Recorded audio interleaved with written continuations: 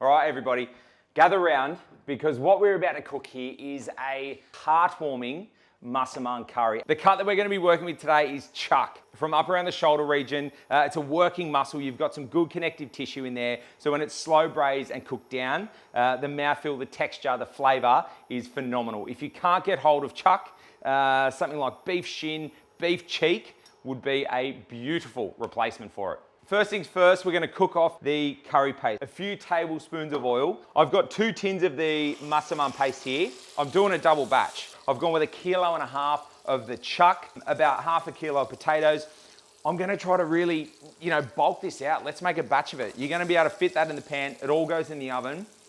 And then you've got, little freezer bags filled up, stacked up in the freezer, ready to go for those days, and we all know that you have them. When you get home from work, you get home from a big weekend of sport with the kids, anything like that, nice to have a little investment in the freezer ready to go.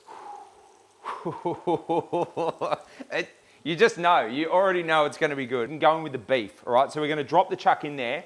We're gonna do 2 things here. You're gonna be sealing the beef, and I guess you're also gonna be marinating it. So you're gonna give it direct contact with the curry paste and get it to really right on the walls of the beef and get it to start absorbing all that amazing flavor. And it's gonna be in there from start to finish. The whole way through, everything is gonna be going into the beef. Beautiful greens. In my opinion, there's so much flavor in the Massaman curry. You almost want something slightly neutral, fresh, crunchy, delicious, just to balance everything out. It's kind of cleansing when you're having a nice rich curry. A couple of tablespoons of palm sugar here. Work it through and almost caramelize it just a touch. Key is in the caramelization. All right, so we'll get all the potatoes sorted. That's the kind of size that we're looking for. Move forward with the seasoning. I'm gonna go in with a splash of fish sauce. So this is just tamarind puree. We're gonna go in with a couple of tablespoons of that as well. We're gonna go in with the coconut cream and watch what happens and watch the action that's happening in this pan when we add that in. That is a good indication of where this curry is going. Lightly roasted peanuts here. So you're gonna go in with a good handful of those guys. I know that the crispy shallot is like a key garnish when it comes to a Massaman, very well known, but I just like to, just a little sprinkle of those guys in there. They've got a sensational flavor. So you're just gonna get that sort of roasted shallot flavor through the Massaman curry as well, okay? In with the potatoes. Get those guys in there. I'm gonna go in with the same 500 mils of water. Just before I lock it away, just gonna have a little pinch of salt.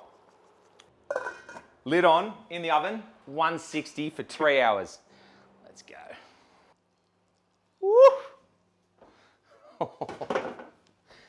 Look at the caramelization just around the edge of the pan there. It is looking unbelievable. So while we're waiting for this guy to get down to an edible temperature, we can steam the greens and garnish it up.